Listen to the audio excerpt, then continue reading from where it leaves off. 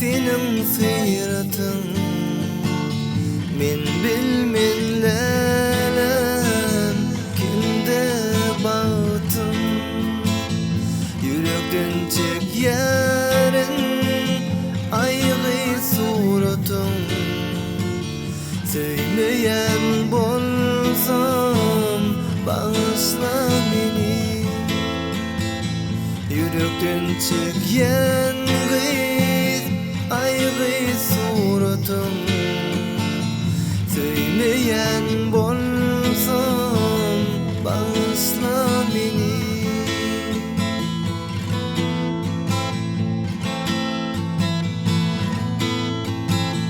ya da söyledin mi başka birini söyleyen bolsam bağışla beni ya da gördün mü mince söyeni söyleyen bolsam bağışla beni ya da gördün mü mince söyeni söyleyen bolsam bağışla beni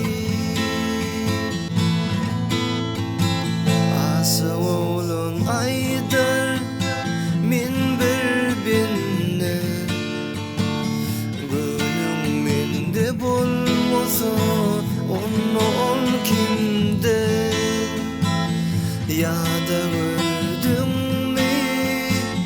mince söyeni söyleyen bolsam bağışla beni ya da gördün mü mince söyeni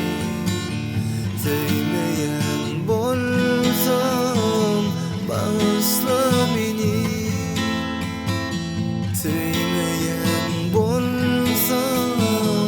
bağışla beni söyleyen bolsam bağışla